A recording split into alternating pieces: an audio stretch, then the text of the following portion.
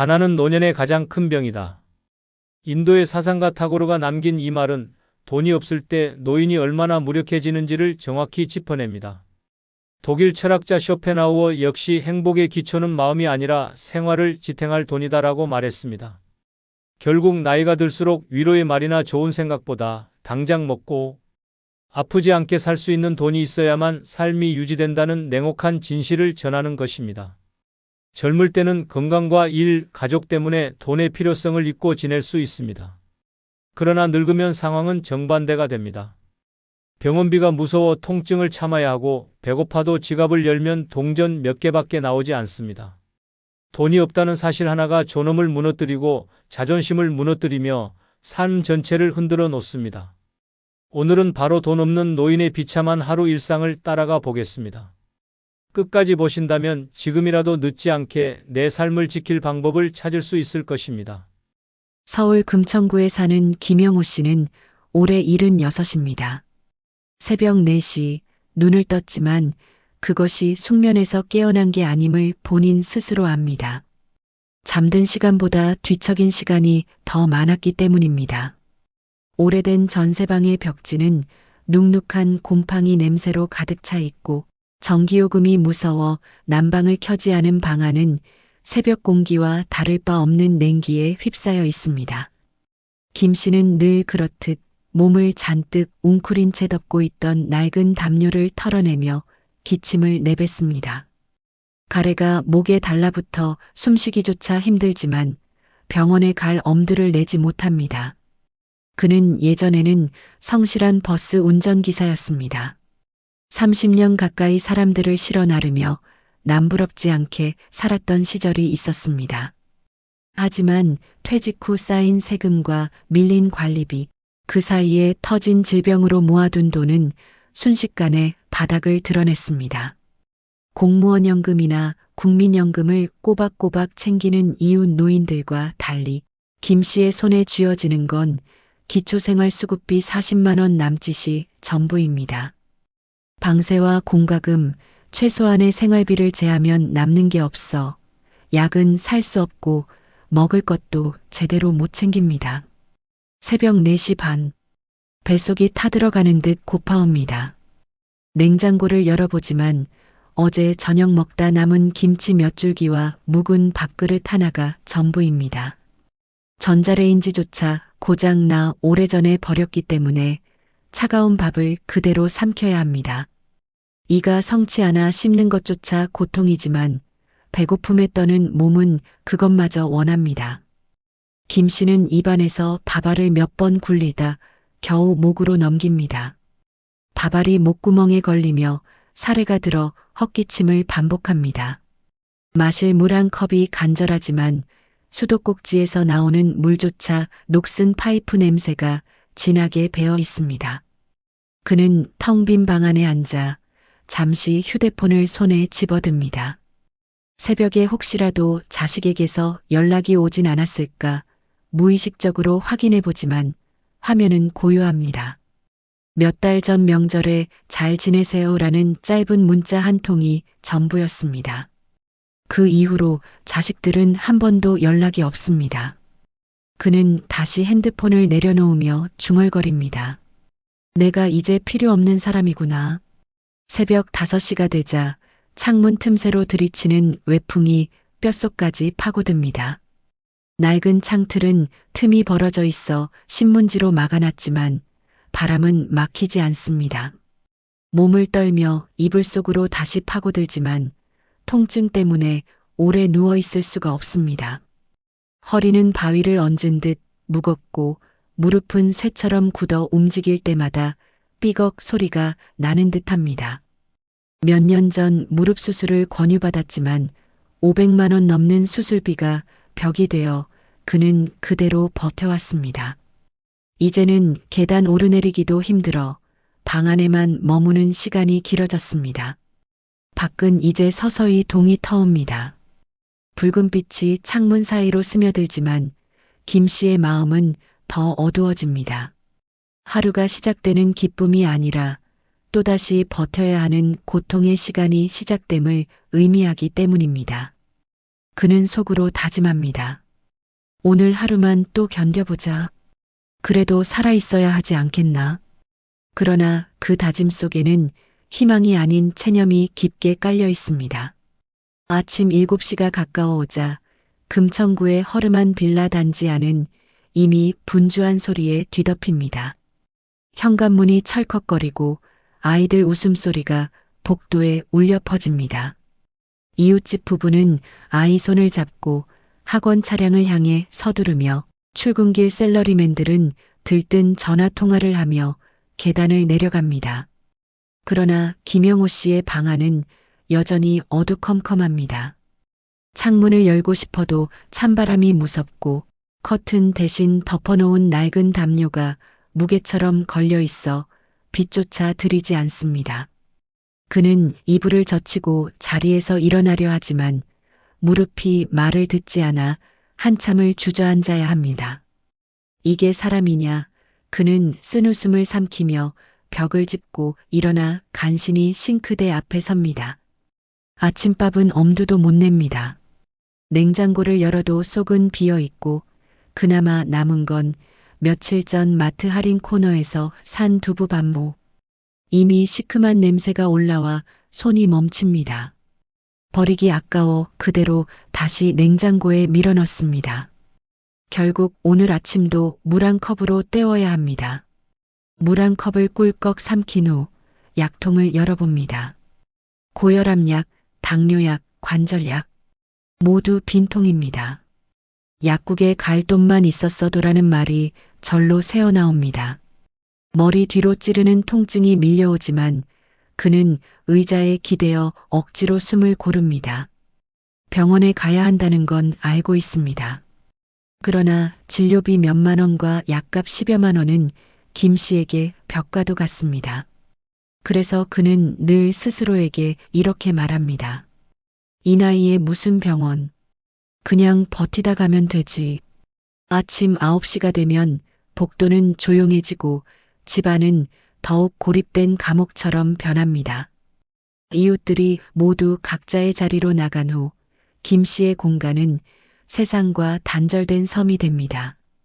텔레비전을 켜볼까 하다 전기요금 고지서가 떠올라 곧바로 리모컨을 내려놓습니다.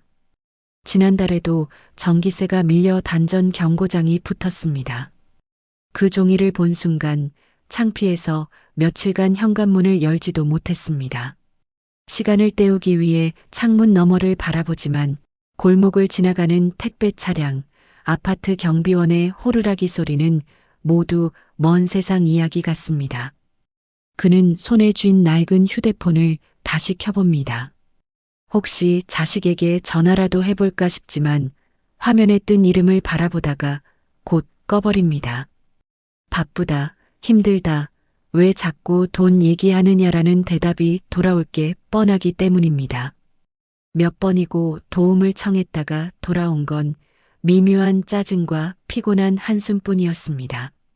그 기억이 그의 손가락을 멈추게 합니다. 10시 무렵 허기를 참지 못해 집 앞 구멍가게에 들러볼까 고민합니다. 그러나 주머니를 뒤져보니 1,000원짜리 한 장과 동전 몇 개가 전부입니다. 라면 하나 사 먹을 수 있는 돈이지만 그는 망설입니다. 오늘 저녁은 무엇으로 버틸 것인가? 1,000원짜리 한 장은 그에게 단순한 지폐가 아니라 하루 전체를 버텨내야 하는 생명줄입니다. 결국 김 씨는 구멍가게 문 앞에서 발길을 돌립니다.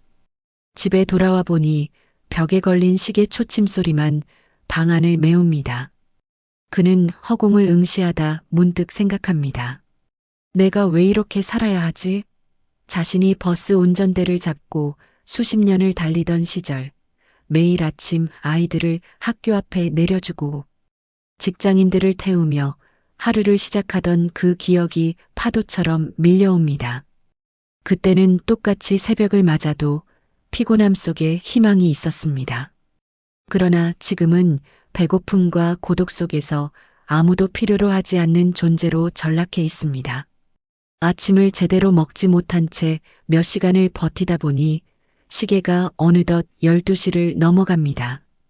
뱃속은 텅 빈 북처럼 울리고 온몸이 힘이 빠져나갑니다. 김영호 씨는 결국 자리에서 일어나 지갑을 뒤적입니다. 낡은 지갑 안에는 구겨진 1,000원짜리 몇 장과 동전 몇 개. 이 돈으로는 마트에서 밥을 사 먹을 수는 없지만 동네 경로식당만은 겨우 다녀올 수 있습니다. 경로식당은 김 씨 같은 노인들이 자주 찾는 곳입니다. 무료이거나 1,000원에서 2,000원 정도만 내면 한 끼를 해결할 수 있습니다. 그러나 김 씨에게 그곳을 가는 일은 늘 쉽지 않습니다. 문턱을 넘는 순간부터 느껴지는 나는 스스로 먹을 힘조차 없는 사람이라는 자괴감 때문입니다. 오늘도 발걸음을 옮기면서 그는 괜히 주위를 두리번거립니다. 혹시 아는 사람이라도 만나면 창피할까봐 고개를 푹 숙입니다. 식당 문을 열자 이미 노인들이 길게 줄을 서 있습니다. 허름한 옷차림, 지팡이를 짚은 모습, 그리고 서로의 주름진 얼굴이 거울처럼 보입니다. 모두 똑같은 처지라지만 김 씨는 여전히 불편합니다. 내가 이렇게까지 살아야 하나 속으로 중얼거리며 조심스레 줄에 섭니다. 배고픔이 자존심을 눌러버린 순간입니다. 접시에 담긴 음식은 밥 한 공기와 국, 그리고 김치와 나물 몇 가지.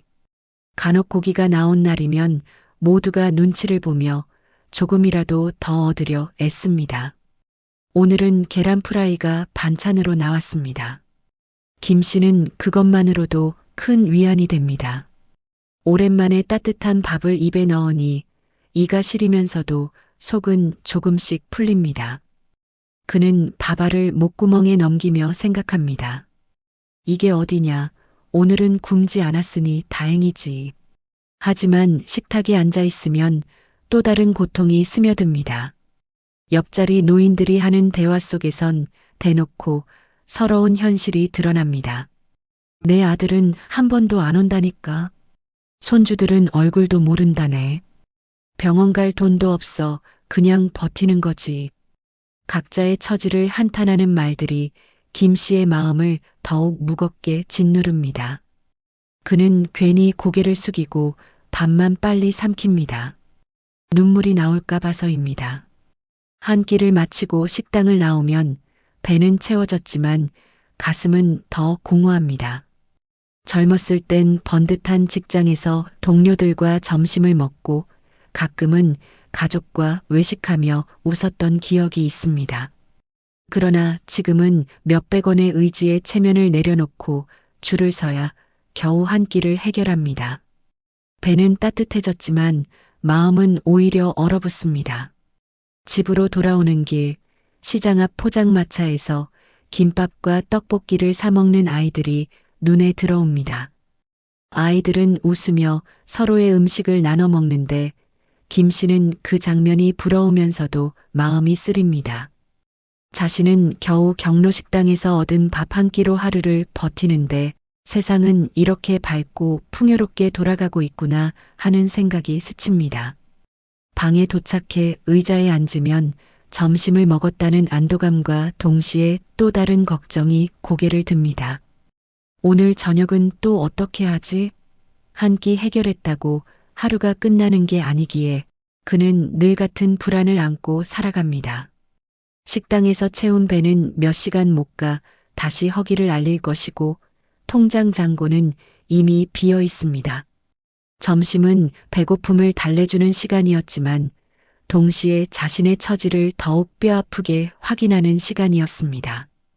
굶지는 않았지만 나는 남의 도움 없이는 한 끼도 해결 못하는 노인이라는 낙인이 선명하게 찍힌 순간이기도 합니다. 김영호 씨의 점심은 그렇게 씁쓸한 만족과 쓰라린 자존심 사이에서 마무리됩니다. 해가 기울고 저녁이 다가오면 김영호 씨의 방 안은 더욱 적막해집니다.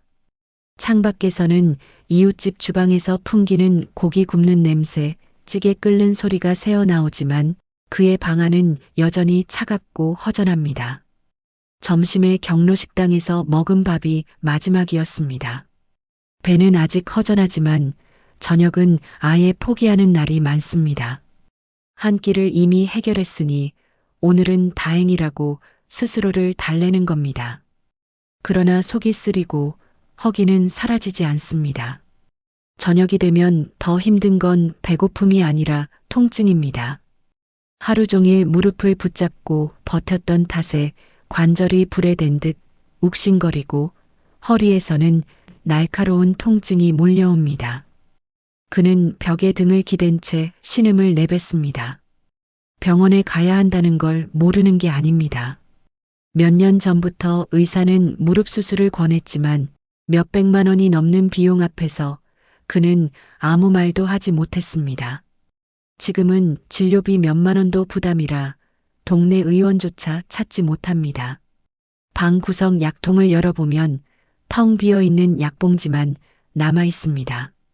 고혈압 약도 당뇨약도 끊긴 지 오래입니다. 약국에 가려다 통장 잔액을 떠올리면 발걸음이 멈춰집니다. 그냥 버티다 죽으면 되지라는 체념이 습관처럼 떠오르지만 막상 가슴이 두근거리거나 어지럼증이 몰려오면 두려움이 밀려옵니다. 그러나 두려움은 곧 돈이 없으니 어쩔 수 없다는 냉혹한 현실에 눌려 사라집니다. 저녁 8시 무렵 텔레비전에서 건강보험 광고가 흘러나옵니다. 누구나 누릴 수 있는 평등한 의료 혜택.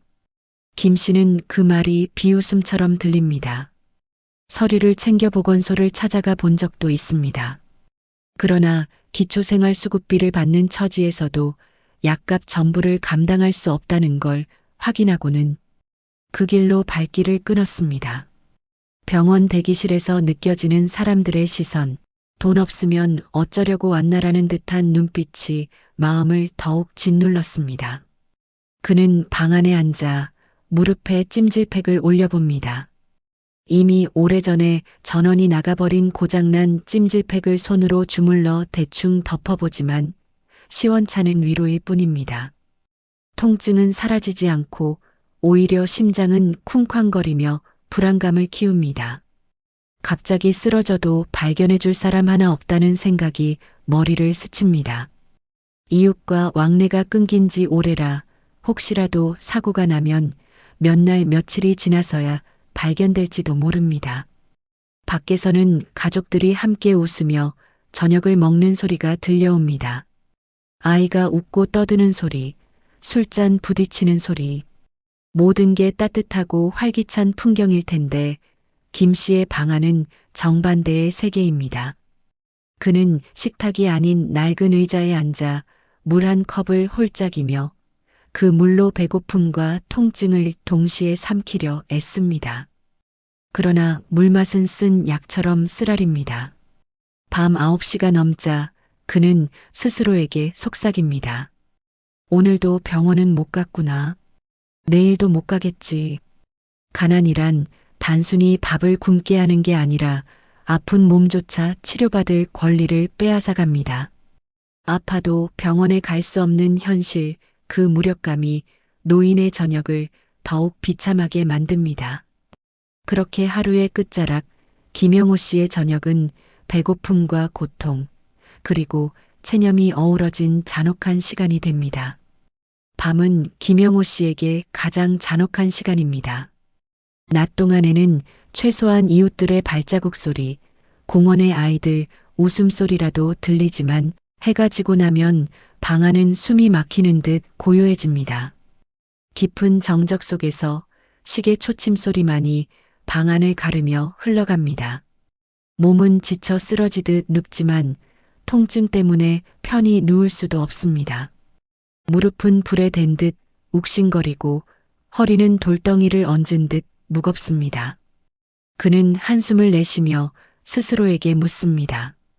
내가 이렇게 살려고 평생 일만 했나? 눈을 감으면 과거가 떠오릅니다. 젊었을 때 그는 누구보다 성실하게 살았습니다. 새벽마다 버스 운전대를 잡고 밤늦게까지 사람들을 실어 날랐습니다. 퇴근 후에도 지친 몸을 이끌고 부업을 하며 가족을 먹여 살렸습니다. 하지만 그때 그는 노후를 위한 준비에는 눈길조차 주지 않았습니다. 애들만 잘 키우면 된다. 나야 뭐 대충 살다 가면 되지. 늘 그렇게 생각했습니다. 주위 사람들이 적금을 붓거나 작은 보험이라도 들어두는 모습을 보면서도 김 씨는 한사코 외면했습니다. 매달 몇만 원씩이라도 떼어놓으면 도움이 될 거란 걸 알면서도 눈앞에 생활비가 급하다는 이유로 늘 미뤘습니다. 나중에 여유가 생기면 준비하지 뭐라며 현실만 붙잡았던 것이 화근이었습니다. 그러나 그 나중은 끝내 오지 않았습니다.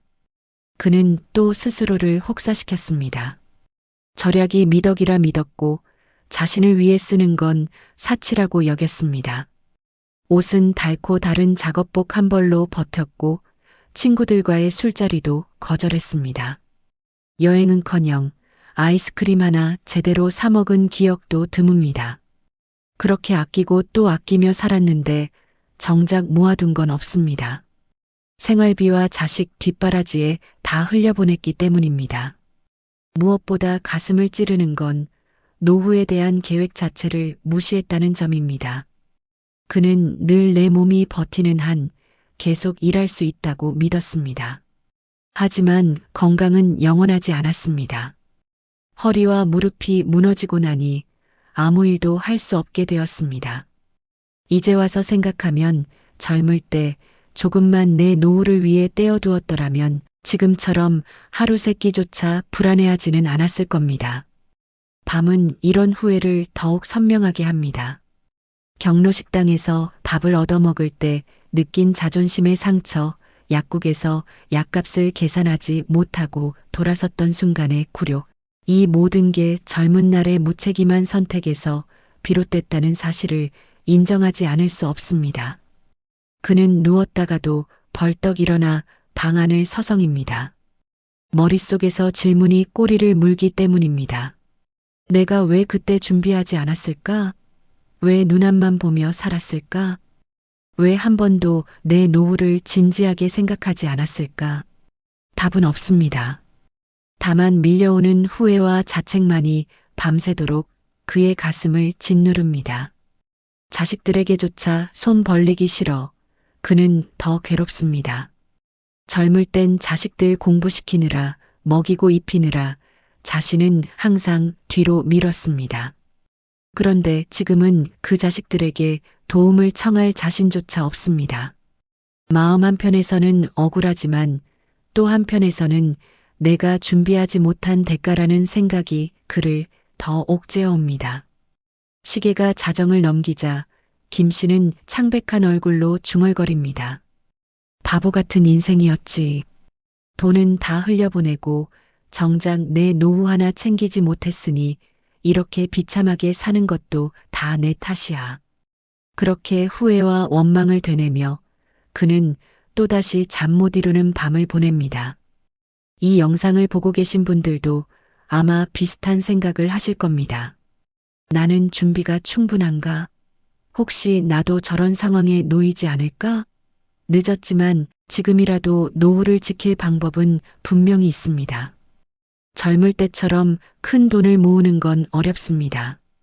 그러나 작은 실천 하나가 남은 삶의 안전망이 될 수 있습니다. 첫째, 작은 돈이라도 비상금으로 따로 모으는 습관을 들여야 합니다. 하루에 1,000원, 2,000원이라도 따로 봉투에 모아두면 한 달이면 3만 원, 1년이면 36만 원이 됩니다. 당장 큰 돈처럼 보이지 않더라도 갑작스러운 병원비나 약값에 큰 도움이 될 수 있습니다. 중요한 건 금액이 아니라 나를 위한 돈을 따로 챙긴다는 마음가짐입니다. 둘째, 불필요한 지출을 끊고 생활비 구조를 단순하게 만드는 것입니다. 젊을 때는 사람들 눈치 보며 체면치레도 하고 필요 없는 모임에도 나갔지만 이제는 그럴 필요가 없습니다. 남들 밥 한 끼 대접하느라 내 주머니가 비는 순간 정작 내가 아플 때 쓸 돈이 사라집니다. 꼭 필요한 것 외에는 쓰지 않고 나를 위한 최소한의 생활비만 지켜내는 게 중요합니다. 셋째, 작은 부수입이라도 만들 수 있는 길을 찾는 것입니다. 나이가 들었어도 집에서 할 수 있는 일, 동네에서 가볍게 몸을 쓰는 일은 여전히 존재합니다. 글을 쓰거나 공예품을 만들어 판매하는 분들도 있고, 재능을 살려 작은 강좌를 여는 분들도 있습니다. 크고 번듯한 수입이 아니라도 매달 몇만 원이라도 들어오면 그 자체가 심리적 안정이 됩니다. 넷째, 건강을 스스로 지키는 습관을 만드는 것입니다. 돈이 없다고 치료를 미루면 결국 더 큰 병으로 이어져 몇 배의 비용이 들어갑니다. 매일 걷기, 스트레칭, 집에서 할 수 있는 간단한 운동만으로도 몸은 달라집니다. 건강을 지키는 것이야말로 최고의 절약입니다. 마지막으로 사람과의 관계를 정리하고 단단하게 만드는 것도 대책입니다. 돈이 없는 사람일수록 고립되기 쉽습니다. 하지만 마음을 나눌 단 한 명의 친구, 가끔이라도 안부를 물어줄 이웃이 있다는 건 그 어떤 저축보다 든든한 자산입니다. 관계도 노후의 중요한 비상금임을 잊지 말아야 합니다. 시청자 여러분, 김영호 씨의 이야기는 누군가의 비극적인 현실일 수 있지만 동시에 우리 모두가 맞닥뜨릴 수 있는 경고이기도 합니다. 지금 당장 완벽한 준비는 할 수 없더라도 작은 습관 하나, 작은 준비 하나가 내일의 불안을 줄여줍니다. 늦었다고 주저하지 마시고 오늘부터라도 나를 위한 작은 비상금을 쌓고 내 건강과 관계를 지켜내시길 바랍니다. 그것이 남은 인생을 지키는 가장 현실적인 방법입니다. 여보, 은퇴했으면 이제 좀 쉬어. 왜 죽을 때까지 일만 하려고 해? 아직은 일할 수 있잖아. 조금이라도 더 벌어놔야 불안하지 않지. 됐어. 이제는 젊었을 때 고생한 보상으로 딱 1년만 원 없이 놀아봐. 그게 당신이 살 길이야. 다 부질없다. 60세 이후엔 노는 게 최고인 이유는 아껴두고 모아둔 돈이 결국 내 행복으로 돌아오지 못하기 때문입니다. 평생 쓸쓸히 일만 하다 은퇴 후에도 일터에 매달리면 결국 남는 건 병원 영수증과 한숨뿐입니다. 돈은 통장에 쌓아둘 때가 아니라 내가 살아 움직일 때 쓸 때 진짜 힘을 발휘합니다. 노년의 가장 현명한 선택은 더 버는 것이 아니라 지금 누리는 것이며 그 순간만이 내 인생을 진짜 빛나게 만듭니다. 구독, 좋아요, 알림 설정 누르시면 시작하겠습니다. 다 부질없다. 60세 이후엔 노는 게 최고인 첫 번째 이유는 아끼며 사는 건 산송장이 되는 길이기 때문입니다. 평생 아끼고 참고 전략하며 살아온 사람들이 노년에 어떤 결말을 맞는지 우리는 수도 없이 보아왔습니다. 충남 천안에 사는 한 어르신은 젊어서부터 한 푼이라도 아껴야 산다는 말을 입에 달고 살았습니다. 친구들이 여행을 가자고 해도, 아내가 옷 한 벌 사자고 해도, 자식들이 외식하자고 해도 그는 늘 돈 아깝다, 나중에 하자라는 대답만 했습니다. 그렇게 수십 년 동안 쪼개고 아끼며 모은 돈은 억 단위로 불어났습니다. 하지만 정작 그에게 남은 건 웃음이 아니라 한숨이었고 즐거운 추억이 아니라 통장 잔고뿐이었습니다. 은퇴 후 그는 집안에만 틀어박혀 살았습니다. 친구들은 하나둘 세상을 떠나거나 멀어졌고 가족들도 각자의 삶에 바쁘다 보니 찾아오는 이가 드물었습니다. 그렇게 쌓아둔 돈은 그대로 남아 있었지만 본인은 점점 무기력해졌습니다. 하루 종일 TV 앞에 앉아 리모컨만 돌리며 시간을 죽이는 생활이 반복되었고 점점 말수가 줄고 눈빛마저 흐려졌습니다. 주변 사람들은 몸은 살아있는데 영혼은 없는 사람 같다며 그를 두고 산송장 같다고 했습니다. 실제로 그는 건강이 나빠져 병원 신세를 지면서도 치료비가 아깝다며 제대로 된 검사를 받지 않았습니다.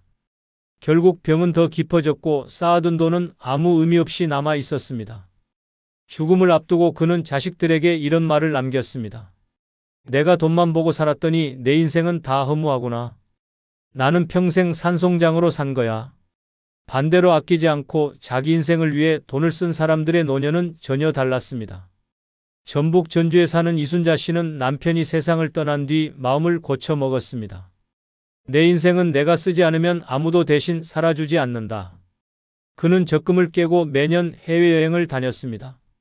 일본 온천, 대만 야시장, 유럽의 골목길까지 발이 닿는 곳마다 사진을 찍고 맛있는 음식을 즐겼습니다. 또한 노래교실에도 등록해 마음껏 노래를 불렀고 친구들과 모여 춤을 추며 즐겼습니다. 주변 사람들은 그 나이에 무슨 돈 낭비냐고 수군거렸지만 이 씨는 웃으며 대답했습니다. 돈은 내가 살아있을 때 써야 돈이지. 내가 누리지 못하면 결국 산송장이 되는 거예요. 그녀의 말처럼 그녀의 얼굴에는 늘 생기가 가득했고 삶에 대한 자존감이 넘쳤습니다. 아끼며 산다는 건 단순한 절약이 아닙니다. 그것은 내 인생을 스스로 가두는 족쇄입니다. 돈을 쌓아두는 순간부터 나는 현재를 잃고 미래의 불안만 붙들고 사는 존재가 됩니다. 그렇게 살다 보면 결국 오늘의 행복은 사라지고 내 삶은 숫자와 계산만 남게 됩니다. 그 끝은 산송장처럼 숨만 쉬는 껍데기 인생입니다. 하지만 내가 즐겁게 쓰는 순간 내 인생은 다시 살아납니다. 내 손으로 돈을 꺼내 친구와 밥을 먹고 여행길에 오르고 좋아하는 물건을 사는 순간 나는 비로소 살아있음을 느낍니다. 돈은 쌓아둘 때 힘이 되는 게 아니라 쓰는 순간 나의 영혼을 되살리는 불꽃이 됩니다. 노년의 가장 무서운 것은 가난이 아니라 살아있어도 산송장처럼 되는 삶입니다. 남의 눈치만 보며 아까워서 아무것도 하지 못한 채 결국 병원 침대에서 후회하는 인생은 결코 행복이 아닙니다. 그러니 지금이라도 눈을 뜨고 선택해야 합니다. 돈은 쌓아두는 게 목적이 아닙니다. 지금 웃고 지금 먹고 지금 떠나는 데 써야 합니다. 그럴 때만 내가 진짜 살아있다는 감각을 되찾을 수 있습니다. 아끼며 사는 건 결국 산송장이 되는 길입니다. 하지만 돈을 내 인생에 과감히 쓸 때 나는 생기를 되찾고 진짜 인간으로 살아갈 수 있습니다. 당신의 노년을 산송장의 무덤으로 만들지 말고 살아있는 사람의 축제로 채우시길 바랍니다. 다 부질없다. 60세 이후엔 노는 게 최고인 두 번째 이유는 아끼다 결국 병원비로 다 날려먹기 때문입니다. 전남 목포에 사는 김정호 씨는 평생을 성실함 하나로 살아왔습니다. 30년 넘게 시장에서 채소 장사를 하며 하루하루를 알뜰살뜰 모았습니다. 주변에서는 이제는 좀 쉬시고 여행도 다니셔야죠라고 했지만 김 씨는 늘 손사래를 치며 말했습니다. 나중에 더 늙기 전에 쓰면 되지. 지금은 아껴야 해. 그렇게 그는 외식 한 번, 여행 한 번 제대로 해보지 않았습니다. 자식들 뒷바라지에 집 대출 갚는데 노후 대비 저축까지 오직 아끼고 모으는 데만 인생을 걸었습니다. 통장에는 억 단위 돈이 차곡차곡 쌓여갔습니다.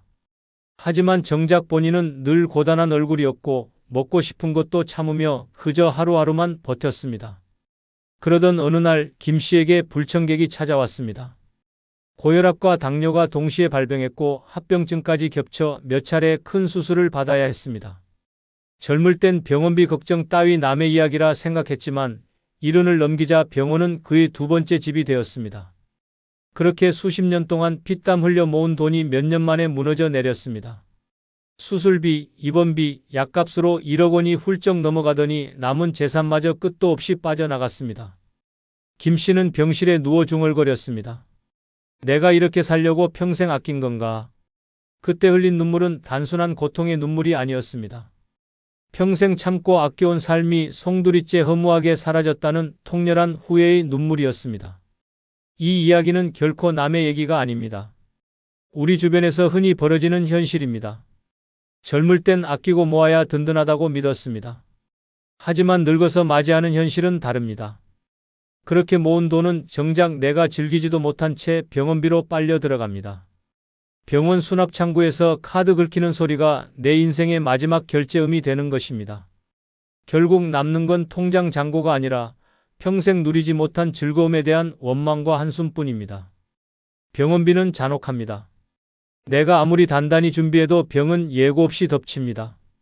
어느 날 갑자기 쓰러지고 어느 날 갑자기 검사에서 암이 발견되면 그동안 쌓아온 돈이 속절없이 사라집니다. 그렇게 아끼고 아껴온 돈은 결국 나를 위해 쓰이지 못합니다. 오히려 의사에게, 약국에, 병원 장비에 다 빨려 들어가 버립니다. 문제는 돈만 사라지는 게 아닙니다. 아껴둔 인생, 즐기지 못한 세월, 웃지 못한 추억까지 송두리째 병원에 빼앗기게 됩니다. 그래서 노년의 진짜 지혜는 아끼는 게 아닙니다. 누리는 것입니다. 먹고 싶던 음식을 당당히 먹고 가보고 싶던 곳을 지금 떠나야 합니다.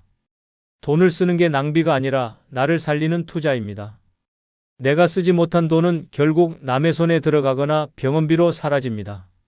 그렇다면 차라리 내가 살아 숨쉬고 웃을 수 있을 때 그 돈을 내 기쁨을 위해 쓰는 것이 훨씬 현명합니다. 병실 침대에서 억울한 눈물 흘리느니 여행지 바닷가에서 행복한 눈물을 흘리는 편이 남는 장사입니다. 노년은 짧습니다. 하지만 병원비는 끝없이 따라붙습니다.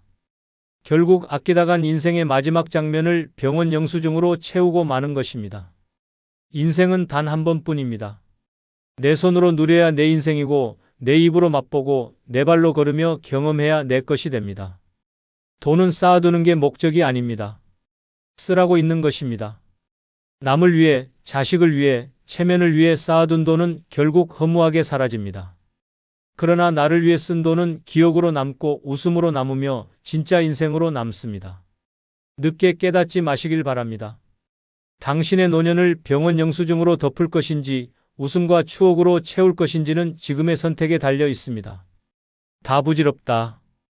60세 이후엔 노는 게 최고인 세 번째 이유는 돈 쌓아두다 자식들 싸움판만 만들기 때문입니다. 경기도 고양시에 살던 이춘배 씨는 평생을 허리띠 졸라매며 살았습니다.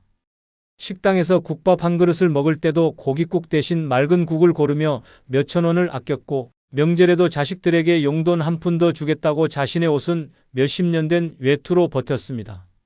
주변 사람들은 이제 좀 즐기셔도 된다고 말했지만 그는 늘 나 죽고 나면 애들이 편하게 살면 되지라며 고개를 저었습니다. 그렇게 모은 재산은 집과 땅, 현금까지 합쳐 수억 원이 넘었습니다.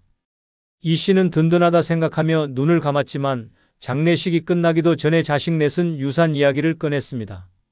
처음엔 말로만 하던 다툼이 곧 폭언으로 번지고 결국 변호사를 불러 소송으로 이어졌습니다. 평생 뼈 빠지게 모은 돈은 효도와 감사가 아니라 형제를 갈라놓는 칼이 되어버린 것입니다. 이런 장면은 남의 이야기가 아닙니다. 돈은 축복이 아니라 잘못 남기면 독이 됩니다. 살아생전에는 부모를 향해 공손하던 자식들이 부모가 떠나고 난 뒤엔 눈빛이 차갑게 바뀝니다. 서로에게 아버지가 나한테 더 주겠다고 했다라며 소리를 지르고 증인까지 세우며 의심의 칼을 겨눕니다. 집안의 밥상은 화해의 자리가 아니라 재산을 나누는 협상장이 되고 형제 인연은 돈 앞에서 처참하게 끊어집니다. 남겨진 부모의 이름은 고마움이 아니라 분쟁의 서류에만 오르내리게 됩니다. 결국 부모가 애써 쌓아 올린 돈은 자식들에게 행복을 주지 못한 채 끝없는 원망과 증오를 불러오는 씨앗이 됩니다. 노년의 돈은 쌓아둘수록 위험합니다. 내가 살아있을 때 쓰지 못한 돈은 결국 자식들 싸움판으로 흩어지기 마련입니다. 반대로 내가 내 손으로 즐기며 쓴 돈은 추억으로 남고 기쁨으로 기억됩니다. 돈은 무덤까지 가져갈 수 없습니다. 내가 웃을 때 쓰지 않은 돈은 내 것이 아니고 결국 남의 손에 넘어가 피눈물을 부르는 무기가 됩니다. 그러니 노년의 진짜 지혜는 돈을 남기는 것이 아니라 살아있을 때 내 행복에 쓰는 것입니다. 먹고 싶던 음식을 먹고 보고 싶던 풍경을 보며 함께하고 싶은 사람들과 웃는 데 쓰는 것이 가장 현명합니다. 자식에게 남길 재산보다 중요한 것은 부모가 평생 누리고 떠났다는 기억입니다. 그것이 남는다면 자식들은 부모를 원망하지 않고 존경하게 됩니다. 그러나 돈만 남긴다면 그 돈은 칼이 되어 형제의 등을 찌르고 결국 부모의 이름마저 흙바람 속에 욕으로 남게 됩니다. 지금 쓰는 돈이야말로 진짜 내 돈이고 내 행복입니다. 당신의 노년을 법정 다툼의 씨앗으로 남길 것인지 아름다운 추억의 향기로 채울 것인지는 지금의 선택에 달려 있습니다. 다 부질없다. 60세 이후엔 노는 게 최고인 네 번째 이유는 돈을 쓴 순간만 내 인생이 살아나기 때문입니다. 평생을 아끼며 살았던 부산의 김상도 씨는 젊었을 때 늘 이런 말을 입에 달고 살았습니다. 나중에 쓰려고 모으는 거다. 지금은 참아야 한다. 그는 누구보다 근검절약했고 가족을 위해 자신을 희생했습니다. 외식 한번 제대로 하지 않았고 아이들 학원비와 집 대출 갚느라 자신의 옷은 몇 해 전 유행이 지난 헌 옷뿐이었습니다. 그렇게 모은 돈은 어느새 수억 원에 달했습니다. 하지만 정작 그의 인생에서 행복했다는 순간을 꼽으라면 별로 없었습니다. 늘 참느라, 아끼느라, 뒤로 미루느라 웃음보다 한숨이 많았기 때문입니다. 그러던 어느 날 김 씨는 병원에서 큰 충격을 받았습니다. 위암 초기 진단을 받은 것입니다. 그는 병원 침대에 누워 이렇게 중얼거렸습니다. 내가 뭘 위해 이렇게 살았나? 돈은 있는데 인생은 없네. 돈은 모으는 과정에서는 우리를 지켜주지 않습니다. 오직 쓰는 순간에만 진짜 힘을 발휘합니다. 한 번의 여행, 한 번의 외식, 한 번의 선물에서 돈은 단순한 종이가 아니라 인생을 빛내는 불꽃이 됩니다. 돈을 쌓아두는 것만으로는 아무 의미가 없습니다. 잔고가 늘어도 은행 통장에 숫자가 쌓여도 내가 그 돈을 쓰지 않으면 내 삶은 여전히 회색빛입니다. 반대로 내가 그 돈을 꺼내 쓰는 순간 인생은 갑자기 색을 입습니다. 좋아하는 음식을 맛볼 때, 가보고 싶던 길을 걸을 때, 하고 싶던 취미를 즐길 때, 그 순간 비로소 내가 살고 있구나라는 감각이 살아납니다. 그렇지 않으면 돈은 그저 무덤 속까지 따라오지 못할 숫자일 뿐입니다. 결국 내 인생을 살려내는 건 내가 쓴 돈으로 만든 기억과 경험입니다. 병원비로 허무하게 날려버리기 전, 자식들의 다툼거리로 변하기 전, 지금 내 손으로 내 삶에 불을 붙여야 합니다. 친구와 웃으며 마신 커피 한 잔, 늦은 나이에 떠난 여행길에서 찍은 사진 한 장, 손주와 함께 사 먹은 아이스크림 하나가 통장 숫자 수천만 원보다 값집니다. 실제로 서울 노원구에 사는 정인숙 씨는 남편이 세상을 떠난 뒤 혼자가 되면서 깨달음을 얻었습니다. 평생 아껴 모아 집 2채를 마련했지만 정작 본인은 늘 움츠러들어 살았습니다. 그러나 어느 날 마음을 바꿔 해외여행을 결심했습니다. 73세의 나이에 비행기를 타고 파리로 향했을 때 그는 공항에서 눈물을 흘렸습니다. 내 인생이 이제야 살아나는 것 같다. 파리의 골목길을 걷고 루브르 박물관에서 그림을 바라보며 그는 다시 태어난 듯한 기쁨을 느꼈습니다.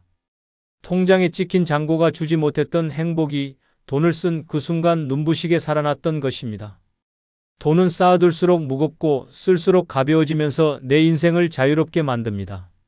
한 푼이라도 아끼며 살다 보면 결국 그 돈은 병원 영수증으로만 사라지거나 남겨둔 가족들에게 싸움의 불씨가 됩니다.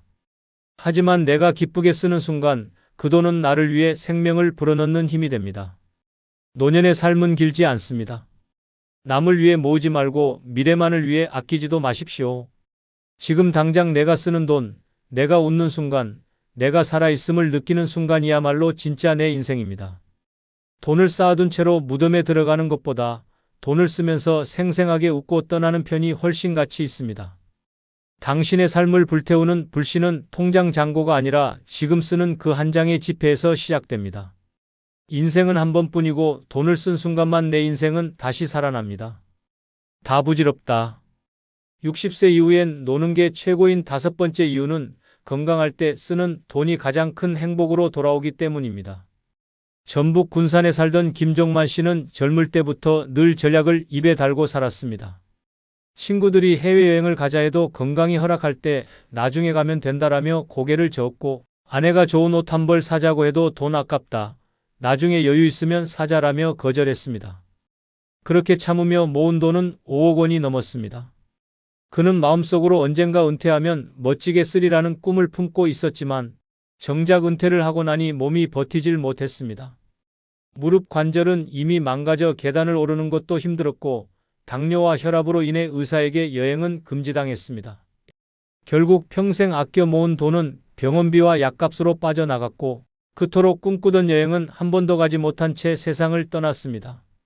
마지막까지 그는 침대에 누워 내가 조금만 일찍 쓸 걸, 건강할 때 즐겼어야 했는데라며 눈물을 흘렸습니다.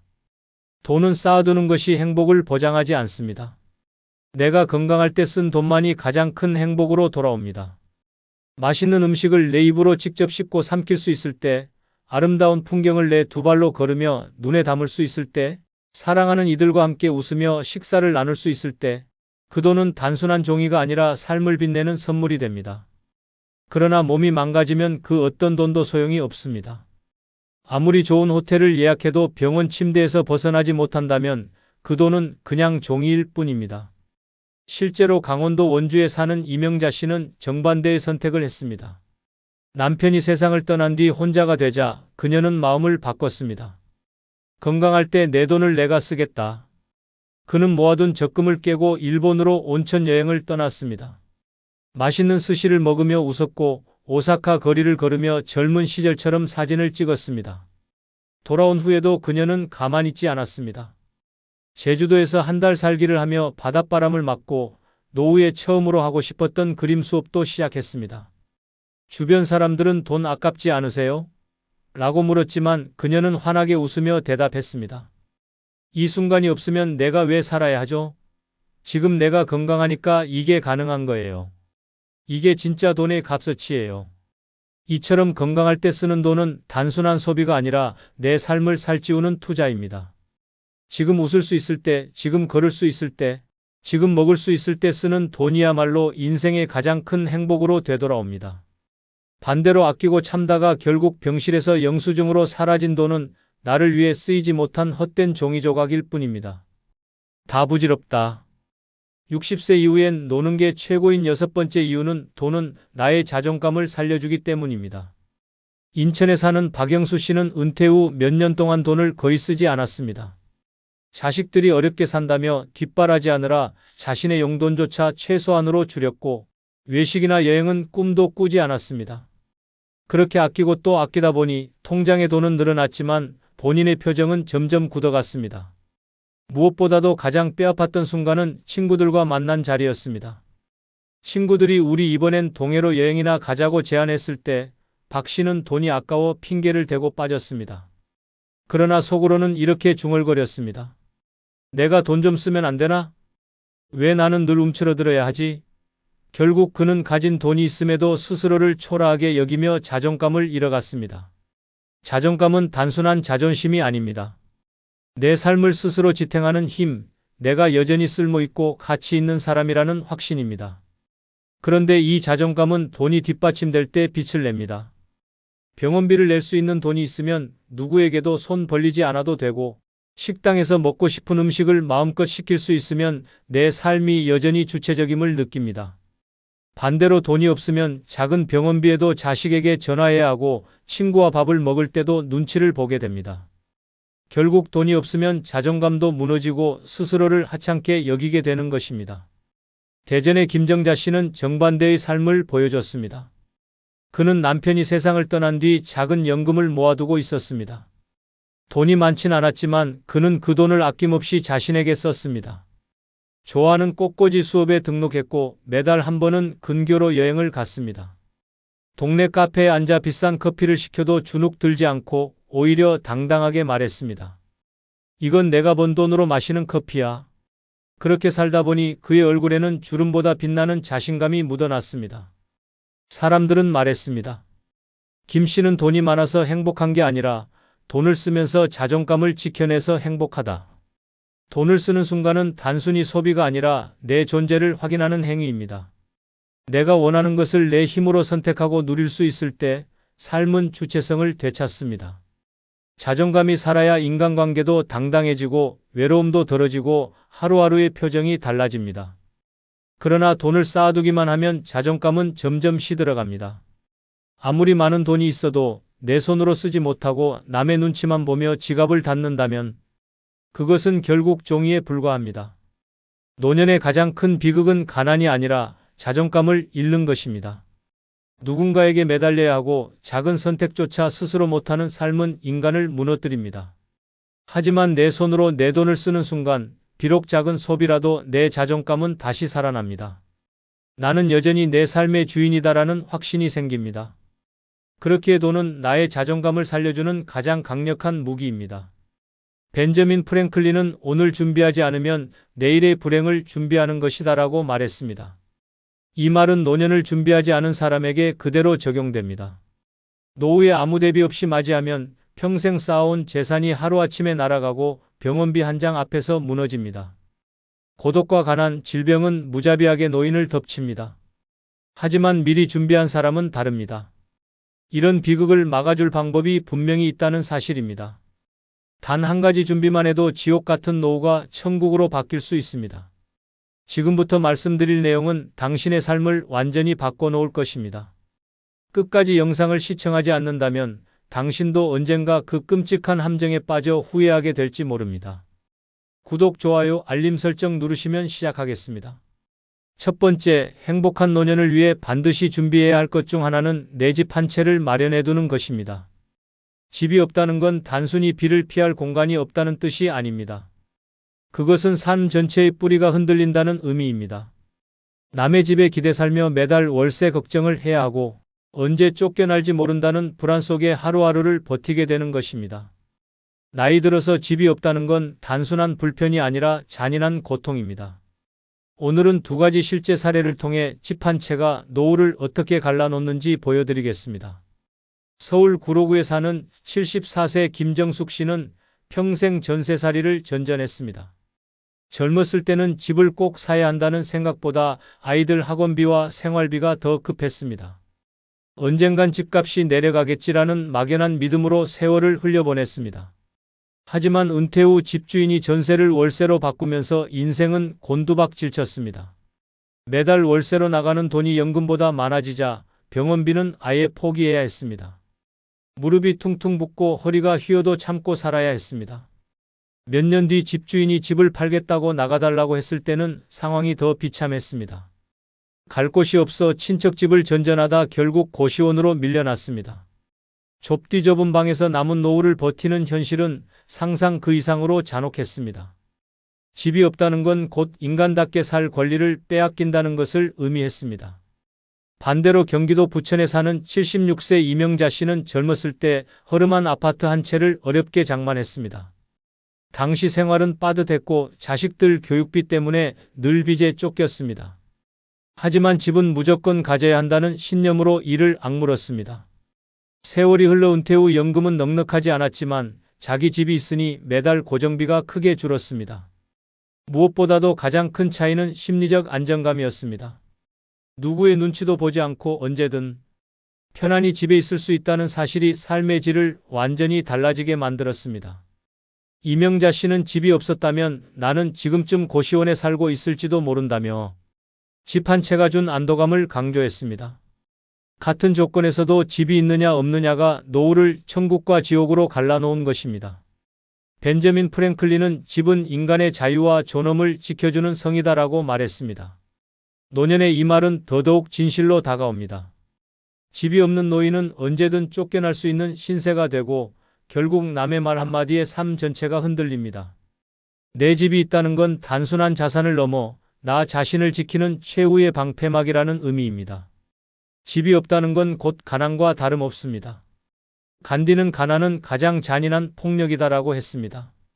남의 집에 살며 눈치 보고 나이 들어 병든 몸으로 이사 다니는 것, 그것은 돈 없는 가난보다도 더 잔혹한 폭력입니다. 집이 없는 노인은 존엄을 잃고 결국 사회의 가장 밑바닥으로 떨어집니다. 집은 단순한 공간이 아닙니다. 그것은 노후의 생존장치이자 마지막 안전망입니다. 은행 통장에 돈이 조금 부족해도 집이 있으면 버틸 수 있습니다. 하지만 집이 없으면 아무리 돈이 많아도 금방 무너집니다. 물가가 오르고 월세가 치솟으면 통장은 순식간에 바닥납니다. 반대로 내 집이 있으면 비록 낡고 작은 집이라도 최소한 쫓겨날 걱정은 하지 않아도 됩니다. 그 차이가 노후의 행복을 갈라놓습니다. 행복한 노년을 원한다면 반드시 기억해야 합니다. 내 집 한 채는 결코 욕심이 아닙니다. 그것은 생존입니다. 아무리 낡아도 아무리 작아도 내 이름으로 된 집 한 채가 있어야 마지막 순간까지 인간답게 살 수 있습니다. 집이 없는 노후는 지옥이고 집이 있는 노후는 천국입니다. 오늘도 그 진실은 냉혹하게 우리 앞에 놓여 있습니다. 두 번째, 행복한 노년을 위해 반드시 준비해야 할 것 중 하나는 위기 때 도와줄 사회적 안전망입니다.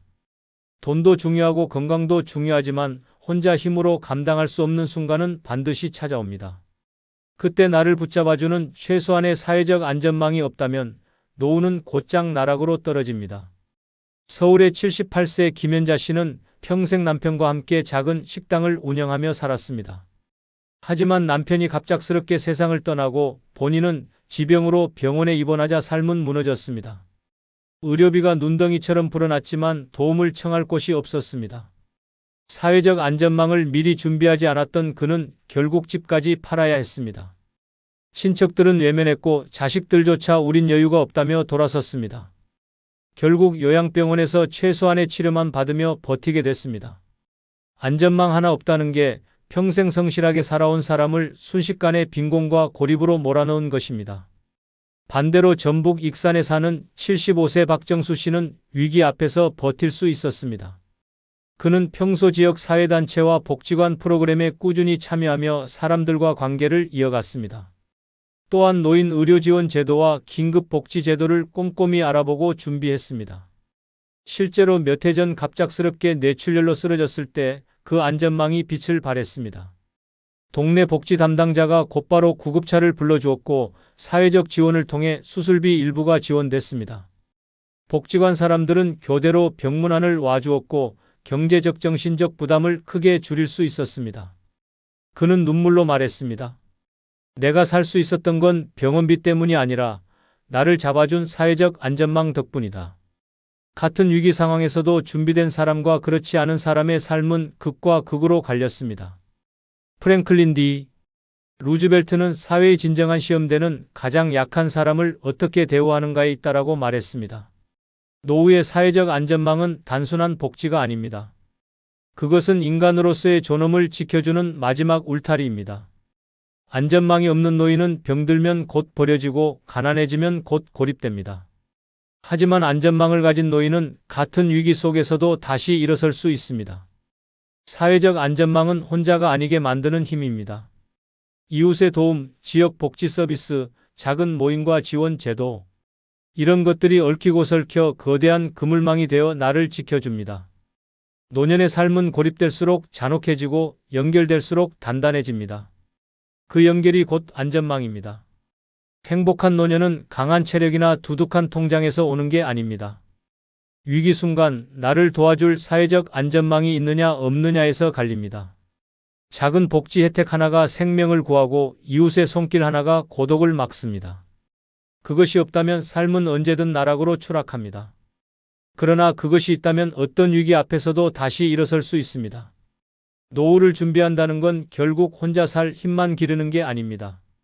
위기 때 나를 지켜줄 사회적 안전망을 만드는 것입니다. 그것이 없다면 당신의 노후는 너무도 쉽게 부서질 수 있습니다. 그러나 그것이 있다면 마지막 순간까지도 당당히 인간답게 살 수 있습니다. 세 번째, 행복한 노년을 위해 반드시 준비해야 할 것 중 하나는 든든한 긴급 자금 통장입니다. 노후는 예측 불가능한 파도처럼 몰려옵니다. 오늘은 멀쩡하던 몸이 내일 갑자기 쓰러질 수 있고 아무 일 없던 집이 다음 날이면 화재나 수리비 폭탄으로 변할 수 있습니다. 이런 상황에서 긴급 자금이 없다면 단 한순간의 삶은 지옥으로 떨어집니다. 실제 사례를 보겠습니다.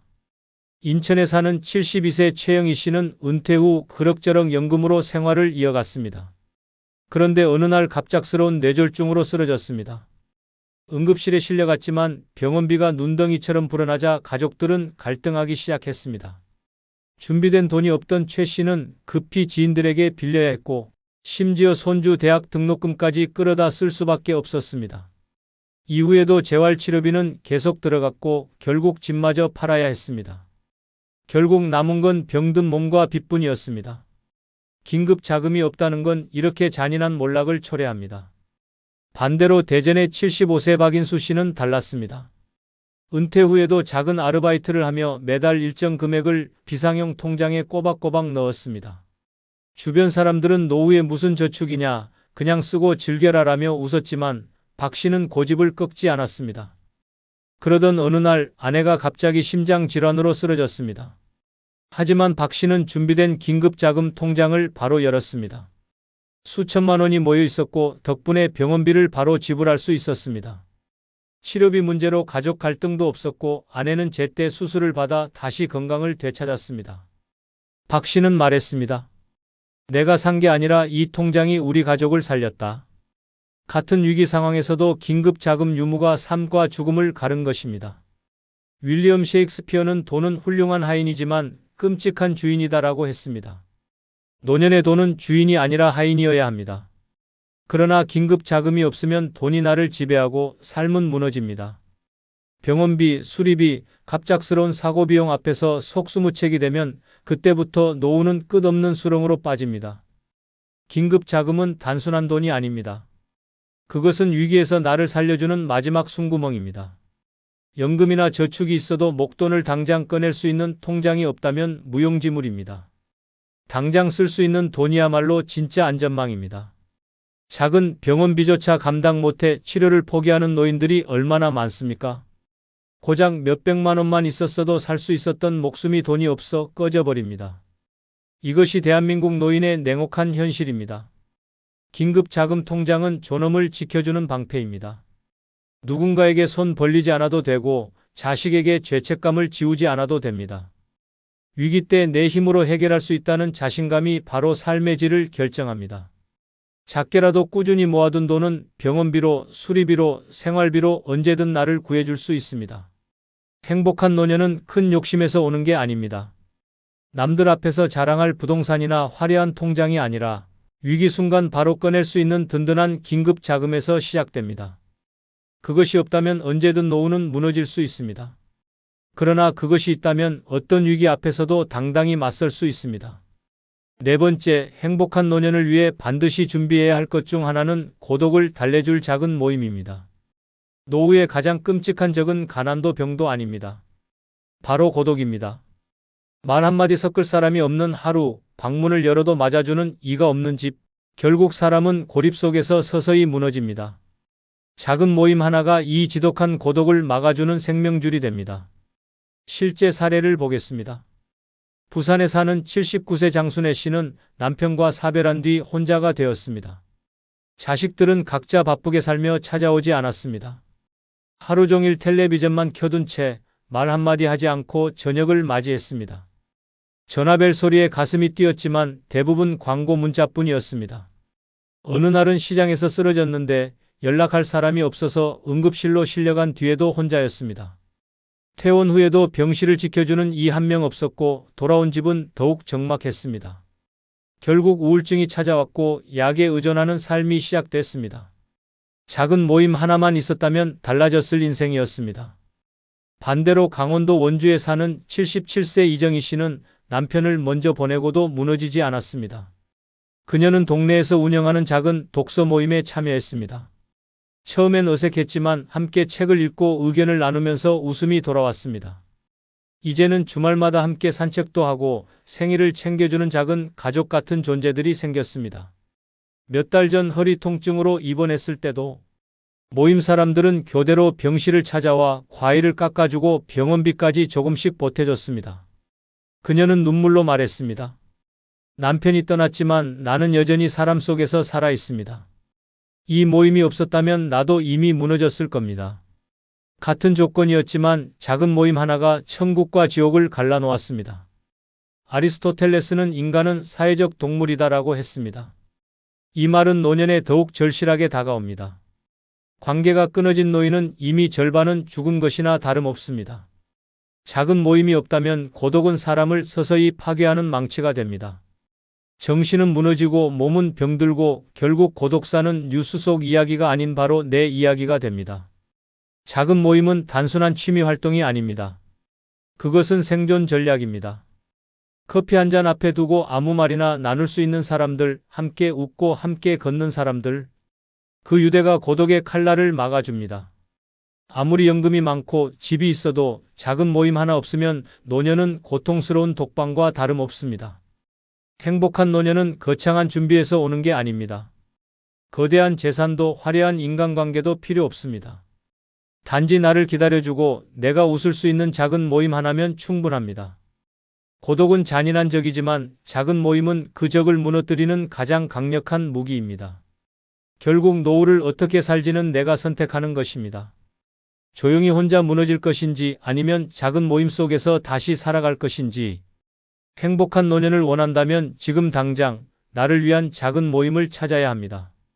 그것이 고독을 이기는 유일한 방법입니다. 다섯 번째, 행복한 노년을 위해 반드시 준비해야 할 것 중 하나는 낙상을 막는 실내 안전 환경입니다. 젊을 때는 대수롭지 않게 넘기던 작은 미끄러짐이 노년에는 생명을 위협하는 치명적인 사고로 이어집니다. 한 번의 낙상으로 뇌출혈, 골절, 평생 침대 신세로 전락하는 경우가 수없이 많습니다. 집은 안전해야 하지만 방심하면 가장 위험한 함정이 됩니다. 서울 동대문구의 80세 이은자 씨는 화장실 바닥에서 미끄러졌습니다. 잠깐 넘어졌을 뿐이라고 생각했지만 골반이 부러져 수술대에 올랐습니다. 수술비만 수백만 원이 들었고 재활치료는 끝도 없었습니다. 무엇보다 그는 다시는 예전처럼 걸을 수 없게 됐습니다. 몇 초의 실수가 평생의 감옥으로 바뀐 것입니다. 자식들도 돌보지 못했고 요양병원으로 보내져 하루하루를 누워서만 살아야 했습니다. 안전 손잡이 하나, 미끄럼 방지 매트 하나가 없었던 것이 노후를 송두리째 앗아갔습니다. 반대로 경기도 성남에 사는 76세 최문호 씨는 미리 준비했습니다. 그는 집안 모든 구석을 안전하게 바꿔두었습니다. 화장실과 욕실에는 미끄럼 방지 타일을 깔고 계단과 거실에는 튼튼한 손잡이를 설치했습니다. 심지어 침대 옆에도 작은 손잡이를 붙였습니다. 주변 사람들은 괜히 돈 낭비한다고 비웃었지만 그는 개의치 않았습니다. 어느 날 밤 화장실에서 어지럼증으로 휘청거렸지만 벽에 달린 손잡이를 잡고 넘어지지 않았습니다. 작은 대비 하나가 큰 사고를 막은 순간이었습니다. 그는 웃으며 말했습니다. 이 손잡이들이 내 생명줄이다. 준비된 사람과 준비하지 않은 사람의 차이는 이렇게 극명합니다. 영국의 철학자 프랜시스 베이컨은 안전은 모든 번영의 기초다라고 했습니다. 이 말은 노년에 절대적으로 들어맞습니다. 아무리 돈이 많아도 건강을 지키려 아무리 애써도 집안이 위험하다면 모든 것이 한순간에 무너집니다. 낙상은 단순한 사고가 아니라 삶 전체를 송두리째 무너뜨리는 재앙입니다. 집은 쉼터가 아니라 지뢰밭이 될 수 있습니다. 전선이 아무렇게나 굴러다니고 카펫 끝이 들려있고 어두운 조명이 방치된 집. 이곳은 안전한 노후의 공간이 아니라 시한폭탄입니다. 많은 노인들이 설마 내가 넘어지겠어 라며 방심하다가 결국 병원 응급실에서 눈을 뜹니다. 더 무서운 건 한번 낙상하면 다시 회복하기 어렵다는 사실입니다. 뼈는 잘 붙지 않고 근육은 빠르게 쇠약해집니다. 결국 침대에 눕는 순간 자율적인 삶은 끝납니다.